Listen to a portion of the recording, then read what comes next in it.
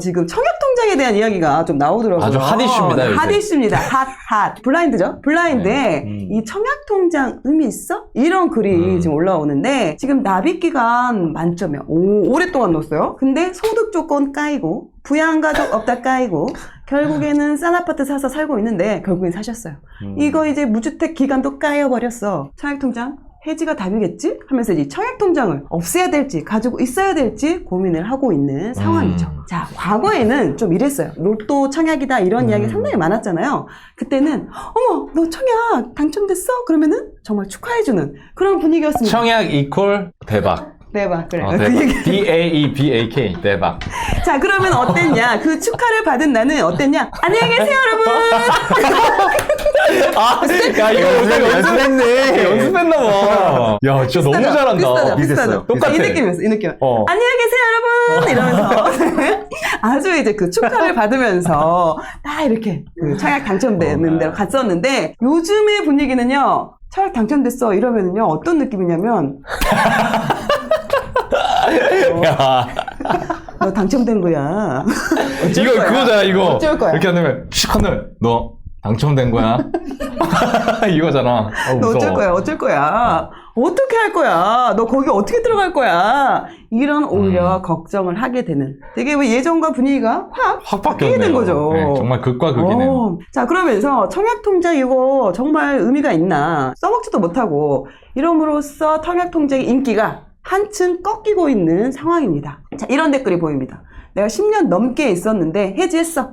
뭐 앞으로 이제 인구도 줄어들고 부동산 수요도 줄어들 것 같으니까 뭐 청약 의미가 없어진 것 같아. 또 한 분은요. 사람들이 바보라서 해지하는 게 아니야. 돈이 급해서. 아하. 돈이 급해서. 물론 선택에 의해서 뭐 청약통장 의미 없으니까 해지한 분도 계시지만 한편으로는 뭐 금전적인 부분 이런 부분이 좀 어려워서 청약통장에 있는 그 금액이라도 어떻게 좀 생활비나 이렇게 쓰려고 하다 보니까 그 돈이 급해서 해지하는 경우도 있어 라는 이야기도 나오고 있습니다. 자, 그럼 팩트를 한번 체크를 보니까 실제로 작년 5월이죠. 작년 5월에 줄었네. 작년 5월에는 주택청약종합조정 그 가입한 인원이 2,700만이 있었어요. 그런데 지금 현재 쭉 빠졌죠. 9월달 12개월 동안 123만 명이 해지를 했습니다. 15개월 동안 123만 명이 해지를 했고 월 평균 8만 명이 해지를 하고 있는 상황인 거죠. 근데 이거 내 생각에 더 해지했을 것 같아. 왜냐면 저 사이에 가입한 사람도 있잖아. 그러니까 가입 순으로 지금 월 8만 명이 줄어들었다는 거니까. 맞아요. 그러니까 해지가 굉장히 많았다는 거죠. 그렇죠. 그 중간중간에는 또 이제 들어온 사람도 있으니까. 그만큼 해지율이 높으니까 계속해서 줄어드는 거죠. 그렇네요. 어떻게 보면은 지금 2,580만 정도 지금 와, 진짜 많이 줄었다 근데. 근데 이 양도 꽤 많지 않아요? 지금 그렇죠. 남한 인구가 5천만이잖아. 근데 절반이 가지고 있어. 거의 이거는 그냥 애들 아니면 다 있는 거야 지금. 둘 중에 하나 있는 거야 정말. 성인은 뭐 거의 다 있다 봐야죠. 거의 다 있다고 봐야 되는 거예요. 근데 이거를 이렇게 지금 빠른 속도로 준다는 거잖아요. 계속 줄이고 있다. 계속 해지를 하고 있고 빠져나가고 있는 게 현실적으로 그렇다라는 게 이제 지표로 나타나고 있는 거죠. 대한민국 절반 이상이 가지고 있는 이 국민 통장, 그럼 대부분 또 해지를 안 하고 계신 분들이 있으실 거잖아요. 나도 있는데 이게 무슨 일이야? 라고 봤더니 이렇게 해지하는 이유가 있겠죠? 왜 이렇게 해지를 할까? 라고 보니 첫 번째, 분양가가 너무 올랐어. 10년 전에 2014년도에 평당 거의 933만 원 정도, 938만 원이었는데 지금 한 9년이 흐른 상황에서는 거의 2배 가까이 이 분양가가 오르게 되면서 아파트 값이 정말 우리가 접근할 수 없는 너무 비싼 이제 분양가가 돼버리면서 과연 내가 저거에 대도 들어갈 수 있을까? 내가 감당 가능할까? 이런 생각이 드는 거죠. 실제로 지금 분양가, 지금 민간 아파트 분양가가 8개월 연속으로 지금 상승을 하고 있고 1년 만에 11%가 상승을 했다고 합니다. 분양가격 지수 변동이요. 작년에 대비해서 쭉 이렇게 계속해서 오르고 있는 상황인 거죠. 10년 전에 비해서 분양가가 거의 200% 정도 올라있는 상황인 거고 이건 앞으로도 계속 오를 수밖에 없는 상황이 될 수도 있을 것 같아요. 이렇게 분양가가 오른다는 거는 그만큼 이제 원가적인 부분도 많이 오르겠죠. 그렇죠. 건설비도 오르고 뭐 시멘트비도 오르고 인건비도 오르고 이런 여러 가지 그런 비용, 아파트를 만들기 위해 들어가는 그런 비용들 자체도 오르다 보니까 분양가 또한 거기에 이제 연관되어져서 분양가도 계속해서 오르고 있는 상황인 것 같습니다. 제가 잠깐 좀 설명을 좀 자세하게 네. 드리면, 그냥 여러분들은 분양가가 그냥 오른다, 뭐, 그런 분들도 많더라고요. 댓글 같은 거 보면은. 건설회사가 폭리를 취한다. 뭐 이런 경우도 많은데, 이게 이런 겁니다. 여러분들이 한번 이제 건물을 짓는다고 생각을 해보는 거예요. 그게 비용, 내가 이제 건설 주체가 돼서 짓는다고 생각을 해보세요. 왜냐면 자본주의에서는 역지사지 상대방의 상황을 잘 이해할수록 더 좋은 결정을 내릴 확률이 그렇죠, 높으니까 그렇죠. 공부를 한번 해보자는 겁니다. 좋아요. 자, 일단 뭐가 필요하죠? 건물을 올리려면? 땅! 토지 가격이 많이 올랐습니다. 맞아요. 그리고 토지는 지금 최근에 코로나 이후에도 토지의 가격은 많이 떨어지질 않았어요. 그리고 또 하나는 우리가 왜 사람들이 그런 표현 하잖아요. 집 비싸게 사서 물렸다. 근데 건설회사들도 땅 비싸게 사서 물린 회사들이 많다는 겁니다. 그럴 수 있죠. 그러니까 이 사람들도 이거를 건물 지어서 팔려고 하는 어떤 중간자재 성격으로 토지를 매입하는데 그때 이 사람들도 이제 비싸게 사버린 거야. 그러니까 자기들이 비싸게 샀던 토지가가 있죠. 그 다음에 건물을 올리잖아요. 원자재와 인건비죠. 그 원자재와 인건비가 모두 다 여러분들도 아시다시피 물가가 많이 올라서 지금 그 물가를 잡기 위해서 금리를 올리고 막 이런 난리를 치고 있는 거잖아요. 시멘트도 올라, 철근도 올라, 뭐 여러 가지 다 오르고 인건비도 굉장히 많이 올랐죠. 예, 그리고 실제로 여기 뭐 저는 이제 현장을 자주 다니니까 서울 시내에 이제 공사하는 곳들을 낮에 가보잖아요. 평일 낮에. 그러면 이제 한 5시 정도 되면, 5, 6시 정도 되면 이제 퇴근을 합니다. 거기 하시는 분들이. 근데 멀리서 보면은 그냥 우리나라 인부들이거든요. 근데 가까이서 보잖아요. 생긴 게 똑같아, 한국 사람이랑. 근데 조금 달라. 그 어디 나라 사람인 줄 알아요? 한국 사람이랑 되게 비슷한데 분위기가 달라. 그래서 외국인인 거 알 수 있어. 몽골 사람들이 그렇게 많아요. 그러니까 왜냐면 그럼 왜 외국인을 쓰느냐? 인건비가 한국인 인건비를 감당하기가 힘든 거예요. 그래서 인건비도 많이 올라갔고요.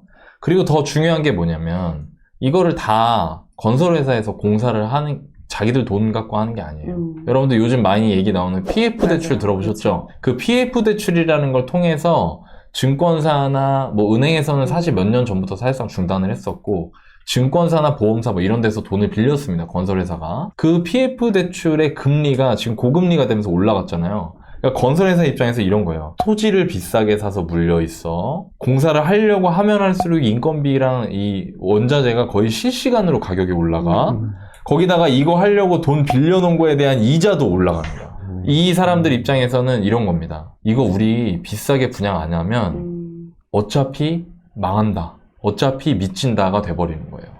그래서 비싸게 분양을 하려고 하는 겁니다. 그래서 분양을 해놓고 미분양이 나더라도 저는 이번에 이문상국도 그런 의도가 깔려있다고 보거든요. 어느 정도 시장에서 받아들이지 못할 수 있겠지만 분양을 빡 해놓고 그 다음에 공사 기간 동안 나머지 미분양을 털어내자는 마인드로 했을 거예요, 아마. 돈이 일부분 들어오니까. 일부분 들어오니까 받은 걸로. 그러니까 우리가 네. 가게 운영하듯이 네. 그러면 좀 급전이라도 좀 100만 원이라도 좀 이렇게 해가지고 메꿔놓고 미분양을 조금씩 시간 지나면서 광고하고 뭐하고 하면 소진시키면서 이걸 충당하려는. 그렇죠. 전 세대가 미분양이 되는 건 아니니까. 네. 그러니까 이 건설사들의 이런 자금난이나 이런 걸 일반 우리 사람들처럼 생각하시면 이해하시기가 좀 쉬울 거예요. 지금 상황이 그렇다. 그래서 분양가가 계속 상승하고 있다라고 보시면 되고요. 만약에 부동산 시장이 안 좋으면 분양 자체를 또 미루려고 할 겁니다. 아마 어려운 부분이 있기 때문에. 근데 무한정 미룰 수도 없어요. 왜냐면 아까 제가 말씀드렸잖아요. PF 대출일은 이자가 계속 나가는 거예요. 우리 일반 가게도 이자가 계속 나가면 힘들잖아. 그러니까 그때가 되면 또 야, 안 되겠다. 싸게라도 분양해서 이거 이러다 우리 진짜 죽겠다 해서 막 싸게 분양하고 이런 것들도 나오기 시작할 겁니다. 그래서 이런 것들을 같이 종합적으로 보시면 상황을 이해하시는 데 도움이 될 것 같아요. 네. 좋습니다. 네. 자, 그리고 두 번째. 첫 번째는 일단 분양가 자체가 이제 내가 접근할 수 없는 고분양가인 경우가 많고요. 그리고 두 번째 해지 이유는 과연 내가 당첨이 될까입니다. 아하. 왜냐면 지금 이게 크지 또. 2,500만 명이 가지고 있는데 여기도 셋다 2,500명 맞아. 갖고 있는데 과연 그게 내가 될까라는 생각이 드는 거예요. 지금 서울아파트 청약 당첨자 평균 최저점이 점점 올라. 2022년 하반기에 37점이었어요. 근데 여기 이제 올해 들어오면서 딱 1년이 지났는데 점수가 55점이에요. 84점 만점에 55점 정도는 맞아줘야지 서울에 있는 아파트 청약에 당첨이 될 수 있다는 거죠. 근데 나 이거 되게 할 말 나지. 왜 이렇게 자꾸 생각나지? 어떡하지? 좀 해버려. 이게 뭐냐면은 원래 지금 2022년 하반기부터 돼 있잖아요. 네네. 2022년 상반기, 2021년 하반기, 2021년 상반기 이때는 점수 겁나 높았어요. 높았다 떨어졌다 다시 올라가는 거야. 왜 그럴까? 시장이 23년에 어느 정도 회복을 했잖아. 그러니까 사람들이 또 몰리는 거야. 22년도에는 지금 시장이 너무 안 좋으니까 잘 안 는 거야. 안 는 거야. 안 느니까 이렇게 그 점수가 낮은 사람들도 됐던 거지. 아니 우리 부동산 뭐 하루 이틀에 맞아요. 몇 년 전만 봐도 부동산 서울 아파트 청약 당첨자 평균 37.3점이라고 하면 말이 되냐고 생각했냐고요. 우리가 말도 안 되는 거잖아요. 그러니까 이 얘기는 제가 이 얘기를 왜 하냐면 또다시 안 좋은 시장이 되면 당첨자 평균 최저점이 또다시 어떻게 될 거다? 낮아질 수 있다. 그렇죠. 어떻게 네. 보면 2022년 하반기면은 좀 가격이 많이 조정이 됐던 그런 시기잖아요. 그렇죠. 전 저점이죠. 그럼 그 지금 시기에 현재로서. 되게 낮은 점수로 좋은 가격에 낮은 점수로 또 될 수 있었던 상황이 그렇지. 여실 수도 그렇죠. 있네요. 그렇죠. 네. 그렇죠. 오히려 점수가 낮아지면은 그때가 좀 분위기가 안 좋으니까 기회일 수 싸게 분양을 받을 수 있는 기회일 수도 있다라는 거를 한번 우리가 또 얻어가는 그런 시간이 되면 될 것 같습니다. 네. 좋습니다. 그리고 지금 서울 기준으로 했을 때 총 지금 통장이 청약 통장이 623만 개가 있습니다. 네. 거기에 1순위가 371만 명. 절반이 청약 종합저축이네. 청약 종합저축이요. 네, 좋습니다. 여기 1순위가 거의 절반. 1순위 아니면 평균 이하야. 절반이 1순위가 너무 절반이 1순위야. 절반이 1순위야. 1순위가 아니면 중위 이하야. 네, 중위 이하네요. 둘 중에 한 명, 청약 통장 두 개 다 있어. 두 명이 있어. 한 명은 1순위야. 한 명은 아쉬워. 2순위야. 근데 이렇게 1순위 자체가 워낙에 많잖아요. 많으니까. 1순위가 워낙에 많은데 여기에 내가 1순위여도 과연 내가 될 수 있을까? 2순위는 아예 생각도 할 수가 없는 거죠. 그렇네요. 또 갈수록 늘어나 이게. 네. 갈수록 1순위가 이제 누적이 되면서 또 이제 늘어나게 되는 거죠. 이 너무 높아진 이런 청약 점수의 커트라인 때문에 이렇게 또 꾸준하게 증가하는 이런 1순위 자격자. 나는 1순위도 아니고 그러면은 정말 과연 내가 청약 통장이 있다 한들 이걸 내가 써먹을 수 있겠어? 저런 생각이 안 들 수가 없지. 하나도 없는데? 맞아. 점수도 저렇게 높고 55점이래. 나 지금 20몇 점인데 이러면은 맞아, 당연히 맞아. 당연히 청약 맞아. 통장을 계속 가지고 가는 게 의미가 있을까라는 생각이 들 수밖에 없는 거죠. 여기다가 또 세 번째 이유가 또 있습니다. 근데 간혹 분상제, 분양가 상한제가 적용이 돼서 정말 싸게 나온 애들이 있어요. 정말 탐나는 애들이 있단 말이에요. 말씀하신 것처럼 또 힐스테이트 문정, 송파 있는 힐스테이트 문정, 여기가 전용 7사 30평대죠? 11억이 안 되게 분양을 했어요. 뭐 이것저것 합치면 딱 11억 좀 넘을 텐데 거기서 이제 문정역 쪽으로 오다 보면 문정 역세권에 그 아파트가 성원이었나 그럴 거야 아마. 아파트 이름이 정확하게 기억 안 나는데 문정역에서 딱 나오면 바로 있어. 그 아파트.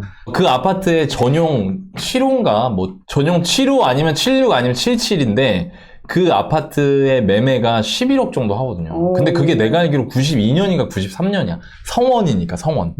그게 11억인데 지금 이게 새 아파트가 지금 그러니까. 그 가격이라니까. 이것도 엄청 대단지잖아요. 1000세대가 넘을 텐데. 그러니까 대단지. 가격이 엄청 싸게 느껴지는 거죠. 그러니까 맞아. 이미 일반인 분들도 아시는 거예요. 그러니까 몰릴 수밖에 없는 거죠. 경쟁률이 152대1. 송파인데. 자, 거기에다가 근데 한편으로는 또 동대문에 있는 이문, 아이파크 자이. 잘 안 여기 됐지. 같은 경우는 또 잘 안 됐어요. 여기 또 이제 분양가가, 왜냐면 송파가 11억인데, 동대문이 또 가격이 거기에 비하면 좀 비싸다. 이렇게 이제 느끼시는 거죠. 왜냐면 그렇죠. 이제 처음 기준이 너무 이제 싸게 들어가 있으니까. 그렇죠. 그러다 보니 이 기준에 그 비교를 해보니까 좀 비싸. 부담돼. 이렇게 이제 생각이 들면서 어떻게 보면은 몰리는 데는 엄청 몰리고 또 안 몰리는 데는 또 아예 사람들이 별로 관심을 안 갖게 되는 이 청약시장 안에서도 양극화가 심해지고 있다라는 걸 보여주고 있고요. 동탄. 최근에 여기도 난리였죠. 동탄, 레이크 파크 이편한 시장이죠. 여기가 전용 8사가요 4억 8천이었어요. 엄청 싸게 했지. 5억이 안 솔직히. 됐어요. 싸긴 쌌어. 근데 그 바로 옆에 있는 데가 9억의 호가가 나온 게 있거든요. 그러니까 진짜 거의 뭐 이미 한 4억 차이 마진이 나는. 있죠. 그 누가 봐도 이거는 너무 싸다라는 그런 걸 느끼니까 당연히 몰리지. 당연히 너도 나도 다 갈 수밖에 없겠죠. 14만 명이 몰려들었다고 합니다. 이렇게 양극화가 어디는 몰리고 어디는 외면받고 이런 시기가 되는 거죠. 매력적인 아파트는 그래도 지금도 여전한 인기를 갖고 있어요. 하지만 청약시장 안에서도 피할 수 없는 그런 양극화가 벌어지고 있고 진짜 시세 차익 바로 나는 이런 아파트들은 당연히 많이 몰리니까 청약 점수도 당연히 올라갈 거 아니에요. 그러면 점수가 약하고 점수가 부족한 분들 같은 경우는 LR 그냥 뭐 청약 포기해버리겠다. 예의. 그치. 하면 이런 생각이 들 그럴 것 수밖에 같아요. 없는 맞아요. 거죠. 근데 난 여기서 아까 제가 이전 방송에서도 말씀했지만 사람들은 집이 무조건 떨어질 거고 집을 사면 안 된다고 생각하지 않는다는 게 여기서 나오는 것 같아. 그러니까 뭐냐면 이렇게 마진이 확보되어 있는 곳이라면 사겠다라는 그렇지. 사람들이 몰려들고 그렇지. 있다는 거는 집은 무조건 사면 안 되고 안 살 거고 이런 심리가 아니라 그저 이 사람들이 생각하기에는 지금 가격이 마음에 안 든다는 거죠. 그러니까 마음에 드는 가격이 되면 움직일 수 있는 준비를 하는 사람들이 결국에 좋은 집을 잘 살 수 있지 않을까라는 생각이 드네요. 이거 보다 보니까. 맞습니다. 네. 맞습니다. 아버지가 돌아가시면서 기존에 살던 집에서 이사를 해야 되는 상황이 있었어요. 근데 어머님도 저도 이제 부동산에 대해서 잘 아는 게 없었고 알고 있는 한에서 아름아름해서 이사를 가게 됐는데 옆에서 그 어머님이 거래하시는 걸 지켜봤을 때 되게 큰 돈이 오고 가는데 우리가 아는 게 너무 없는 상태에서 그런 거래를 하게 되는 거를 경험하고 아, 내가 이대로는 안 되겠다 싶어서 살면서 부동산에 대해서는 조금 알고 있어야겠다라는 생각이 들어서 2016년도에 이제 월부에 처음 가입해서 너바나님께 부동산 투자를 배워서 매년 한 채 이상씩 투자를 해오고 있는 월급쟁이 투자자입니다. 자산은 30억 이상 정도 규모가 되고요. 노후 준비는 완료된 상태고 은퇴를 준비하고 있는 상황입니다.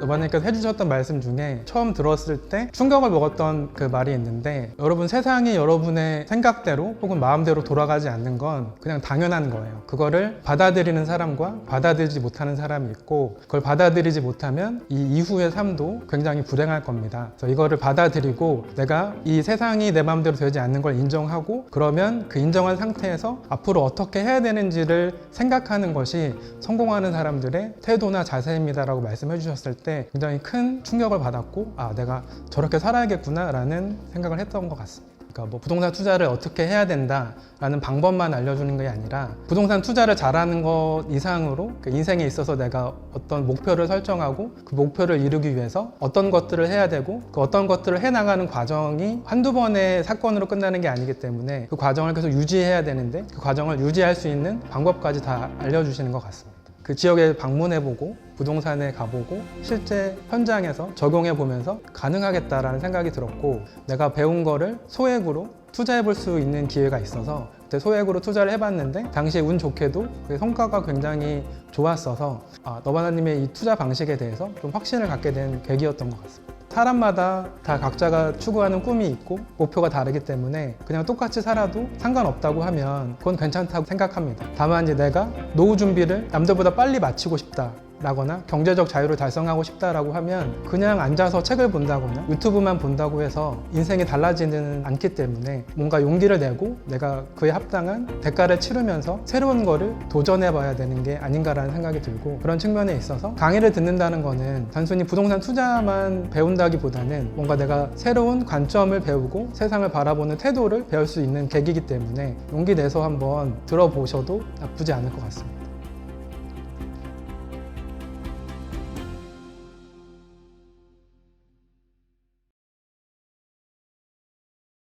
자, 보니까요. 오히려 당첨이 됐음에도 불구하고 포기하는 분들까지 생겨나기 시작했어요. 되게 많아요. 요즘에. 그냥 통장만 해지하는 걸로 끝이 난 게 아니라 당첨이 됐는데 이렇게 포기하는 분들이 인천 검다항 같은 경우 네, 거의 절반까지는 아니어도 3분의 1 정도가 지금 그렇죠. 거의 본청약을 포기를 해버렸고 네, 양주해청 같은 경우도 많은 사람들이 이렇게 포기를 하게 했네요. 되는 네. 상황이 되고 있습니다. 자, 이분도 지금 올렸어. 삼성전자에 다니시는 분. 검단 디에트를 청약 포기 해야 될까요? 이런 고민 진짜 청약하기 전에 했어야 됐는데 당첨이 되긴 됐는데 이거 일단 전세 주고 나중에 팔려고 생각했거든요. 근데 검단이 아무래도 공급이 좀 많아가지고 이게 전세가 나갈지 걱정이 됩니다. 이거 포기할까요? 이런 글이 오히려 청약이 당첨이 돼서 그거 이제 좋은 축하를 받으려고 하는 게 아니라 이걸 포기해야 될까요? 이런 고민을 하게 되는 거죠. 그러면서 실제 이게 인천뿐만 아니라 서울에서도 이 계약 포기하는 건들이 늘어나고 있다는 거죠. 서울은 그래도 좋으니까 계속 들고 가지 않을까? 좋아하지 않을까? 라고 생각했지만 앞에서 말씀드린 것처럼 가격 자체가 비싸다라고 판단이 되면은 이게 당첨이 됐더라도 근데 그 가격은 그 전에도 나오는데 그 전에 분양가가 나오는데 그럼에도 그냥 넣고 보는 사람이 어. 많다는 거지. 설마 되겠어 하면서 넣는 경우도 있죠. 근데 설마 되는. 그러면서 이게 안 되겠다. 생각해보니 아니면은 그전에는 이게 되게 매력이 있었어. 가격이 매력이 있어서 맞아요. 넣었는데 주변에 막 분상제 적용돼가지고 더 싸게, 더 좋은 입지에 낮은 가격에 하는 애들이 막 나오니까 갑자기 이게 비싸 보이게 느껴질 수도 있죠. 그러면서 이거 안 되겠다. 난 싼 줄 알고 넣었는데 아닌 것 같아 하면서 계약을 포기하게 되는 상황들도 있을 것 같아요. 자, 그러면 여기까지 얘기 들으니까 그래서요. 결론 얘기해줘요. 청약통장 해지의 마루 아하. 갖고 있어 마루. 이게 중요한 거죠. 이게 알고 싶은 거야. 왜 지금 우리 인구의 절반이 가지고 있잖아요. 거의 그러네. 성인의 그렇죠. 대부분이 가지고 있으니까 이거 해지해야 되는 거 아니야.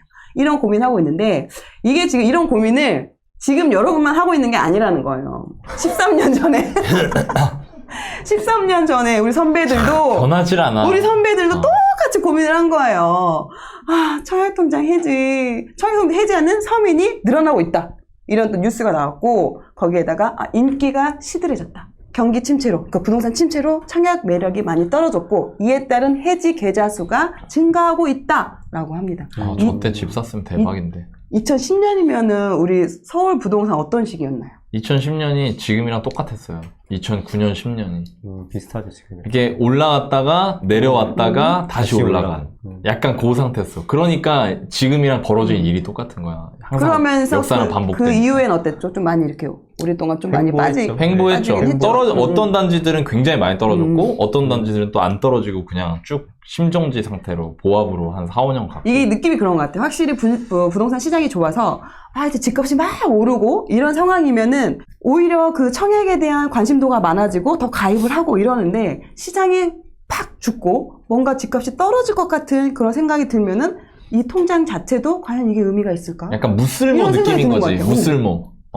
그러니까 분위기가 이게 안 좋은 시장 상황에 따라서 이걸 가지고 있는 여부가 계속 갈까 말까, 버릴까, 그냥 끌고 갈까. 맞아요. 이렇게 계속 바뀌는 것 같아요. 약간 그런 거 아니야? 살쪘을 때 샀던 옷이 나중에 살 빠지면은 안 나 지금부터 살 뺄 거니까 이 옷 다 팔아버려야지 했는데 막 살 안 빠지고 막 약간. 죄송합니다. 저도 웃기고 싶습니다. 다음으로 갈까요? 네, 좋습니다. 이번엔 네. 실패했습니다. 네. 자, 이때 당시에 이렇게 이제 해지하는 분들이 많았잖아요. 2010년도에. 자, 그러다 보니까 시장도 많이 안 좋았고, 이때 어떤 게 또 이제 나왔냐면, 이명박 정부 당시에 보금자리 주택, 이게 나왔었죠. 그렇죠. 이게 나왔죠. 네. 그러면서, 아주 꽤 많은 물량의 아파트들이 공급이 됐습니다. 그렇습니다. 그러면서 이때 그 청약통장을 제대로 발효하게 되면서 이때 집을 매수하신 분들이 또 계시죠. 분양을 받거나 이런 분들이 계셨단 말이에요. 다입주했네, 저거 다입주. 그렇죠. 그때 만약에 이전에 이 뉴스처럼 청약을 다 깨버렸다면 오히려 또 이런 분양을 받는, 싸게 분양을 받을 수 있는 그런 기회 자체가 없었겠죠. 없었겠죠. 없었겠죠. 오히려 시장이 안 좋을 때 청약에서는 기회가 올 수 있다라고 또 말씀을 좀 드릴 수 있을 것 같고, 어떻게 보면 그 청약은 저는 집을 매수하는 게 이렇게 여러 가지 방법이 있잖아요. 그냥 청약은 저한테 제 느낌은 집을 살 수 있는 하나의 카드를 내가 가지고 있다. 요 정도로 이렇게 생각을 할 수도 있을 것 같아요. 근데 여기다 너무 나는 로또 청약, 내 인생 바꿀 거야. 인생 역전, 로또 청약 너 그쵸. 걸려. 맞아요. 네, 이것만 진짜 오로지 청약만 냅다 이렇게 파고 있고 여기에만 너무 목매어 있다 보면은 그러면 또 다른 또 좋은 기회들을 못 볼 수가 있고 여기에 너무 연연해 할 수 있는데 그것보다는 오히려 집을 매수할 수 있는 여러 가지 중에 하나의 기회, 하나의 도구로 여러분이 활용을 하시면 그러면은 좀 더 길게 잘 가지고 갈 수 있지 않을까라는 생각이 들고요. 물론 이제 중간에 해지하는 분들 중에는 금전적인 어려움 때문에 이거를 해지하는 경우도 있지만 또 한편으로는 그 청약 담보대출도 있잖아요. 그걸 또 이제 일단 그것도 한번 활용을 해보고 그걸로는 좀 부족하면 어쩔 수 없이 이제 해지를 하겠지만 청약 담보대출로 좀 이렇게 활용을 하는 것도 하나의 방법이지 않을까. 그래서 기간을 잘 가져가는 것도 좋지 않을까 그런 생각이 좀 드는 것 같아요. 네, 좋습니다. 네. 이거 없어요. 돌발 질문? 네, 갑자기. 요거 제가 연습할 때 없었는데. 이건 제 개인적 바뀐 그런 어떤 그런 시츄에이션 네. 아닌가요? 하지만 또 이제 우리 작가님이 뭔가 의도가 있겠죠. 작가님 의도가 있으니까 넣었을 네. 것이고 저는 따르겠습니다. 아니 이렇게 이게 카메라 이렇게 켜놓고 말이야. 네. 이렇게 막 다짜고짜 물어보면 있습니다. 청약통장. 아니 뭐 우리가 뭐 범죄 사실을 물어보는 것도 아니고. 전 있어요. 저 청약통장 있습니다. 아, 청약통 있으세요? 네. 오, 보기님은요? 저도 있어요. 네. 오, 나는 안 물어봐. 있겠지 당연히. 저도 네. 있습니다. 네, 당연히 맞습니다. 있죠. 예. 저희 있어요. 저희 또 우리 여기 안 넣었지? 흑석자인. 흑석자인 넣어줘야지. 우리 넣었었잖아. 우리 넣었었잖아. 아니 다주택자에게도 청약의 기회가 문이 있지. 열린다는 겁니다. 네. 그럼요. 왜냐면 이게 언제 풀릴지 몰라. 언제 열릴지 시장이 몰라요. 정말 시장이 너무 네. 이제 안 좋으면은 야 니들이라도 좀 살아 하면서 그리고 이제 그게 추첨이잖아.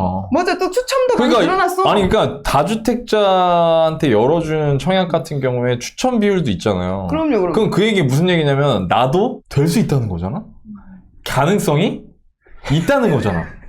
단 1%라도. 그렇죠. 그런데 그런데 청약 통장 없어 봐. 제로. 아니 이게 어렵냐고 그냥 저기 청약홈 자꾸 옛날 사람이라 아파트 투유라고 하려고 그래. 그 청약홈 거의 초콜릿. 청약홈 가가지고 그냥 로그인 한 다음에 띡띡띡 거기 다 나와 있어요. 그거대로 시키는 대로 해가지고 이제 저기 타입형 안 좋은 거 사람들이 싫어할 만한 거 있잖아. 그런 거 해가지고 탁 하면은 되니까. 근데 또 이런 부분도 있는 것 같아. 이게 네. 또 이제 매달 특히 초년생 분들은 10만 원씩 넣잖아요. 보통 10만 원 최저 이제 그렇죠. 아, 주죠. 2만 원 네, 넣을 수도 네. 있지만 10만 원 정도는 그래도 넣어줘야지 이게 혜택을 많이 보니까 10만 원씩을 이걸 매월 내가 특히나 초년생 때는 월급이 크지가 않잖아요. 네. 쓸 것도 없는데 거기에다가 이제 10만 원을 매달 이렇게 꾸역꾸역 넣는 게 과연 이게 의미가 있나라는 생각이 또 들 수도 있을 그쵸? 것 같기는 해요. 그럴 수 있죠. 충분히 그런 고민을 할 수 있지만 10만 원씩 넣는 거예요. 그냥 넣다가 근데 없어지는 게 아니잖아요. 내 그게. 돈이잖아. 그 공제도 받잖아. 넣다가 나중에 갑자기 뭐 돈이 필요한데 청약 통장을 깨고 싶지 않아. 그러면 담보대출 받으면 되죠. 거의 그 비율이 보통 같지 않고 굉장히 높게 나오니까 네. 네, 80% 이상 나오잖아요. 사실. 내 거니까. 담보물이 내 예금이니까 당연하죠. 그거 담보대출 받아가지고 그냥 돈 쓰면 되고 하다못해 내가 집을 살 때 목돈이 필요한데 청약통장에 3천만 원 들어있다. 그럼 뭐 한 2,400만 원 받는 거예요. 대출로. 그 받고 대출 이자 좀 비싸지 않거든요. 그리고 또 담보대출이라. 그렇게 해서 하다가 나중에 1주택 살고 있는데 청약 넣을 저기가 될지 어떻게 아냐고요. 맞아요. 아니 이게 왜 제가 이 얘기 하냐면은 이거 아실걸요 여러분들? 여러분들 집 보러 가면 사람이 매도자가 살고 있어 거기에. 그럼 그 매도자가 집을 내놓은 거예요. 그러니까 내가 보게 되는 거지. 그치. 그러면 내가 집을 보러 갔을 때 그 매도자는 왜 내놨냐 이런 경우가 엄청 많아. 이런 거 옆에 아파트 분양받았어요. 맞아요. 진짜 많아요. 맞아요. 그러니까 그게 진짜 뭐겠냐고. 네, 그럼 맞아요. 이 생각이잖아요. 이 사람 뭐지? 맞아요. 집이 있는데 어떻게 분양을 받은 거지? 이게 되잖아요. 그러니까 내가 그냥 단순히 내 집 마련했다고 그냥 청약통장 없애버린다? 그러면 그런 경우의 수를 이제 누릴 수 없는 거지. 그렇지. 또 그렇죠. 집을 산 사람들은 또 더 고민을 할 수도 있죠. 그렇죠. 내가 그렇죠. 집을 이미 샀으니까 어쨌든 이제 무주택 기간이 이게 이제 없어지니까 그치. 굳이 이게 의미가 있나 생각하는 거죠. 싶어서 또 네. 이제 해지를 하는 경우도 상당히 많지만 갈아타기. 그렇죠. 갈아타기 할 때, 다음 집으로 되게 갈아타기 많습니다. 할 때 그런 분들. 분양이, 진짜 많아요. 그러니까 분양된 데 사셔가지고 2년 지나서 또 이제 분양 받으셔서 또 옮겨가시고 이런 분들 진짜 많아요. 저도 맞아요, 이제 집 매수하러 맞아요. 다닐 때 보면은 그래서 뭐 기간을 좀 길게 잡고 이렇게 하기도 하는데 맞아. 지방은 진짜 많죠. 그리고 돈. 많아요. 너무 많죠. 많죠. 왜냐면 네. 그게 어떻게 보면은 제 주변도 거의 집을 갈아타기를 그 분양원으로 거의 맞아요. 옮겨다녀요. 분양에서 분양으로. 왜냐면 네. 이제 돈을 벌어봤어. 그치. 분양으로 딱 내가 산 분양권보다 시세가 2년 정도 지나니까 좀 오르는 거죠. 물론 이제 빠질 수도 있겠지만 대체적으로 이제 오르니까 또 이제 광주는 이렇게 적어도 이렇게 쫙 올라오거든. 올라주거든. 항상 올라주거든. 계속 공무원처럼 이렇게 쫙 팍 오르진 않지만 쫙 올라준단 말이에요. 그렇죠. 그러다 보니까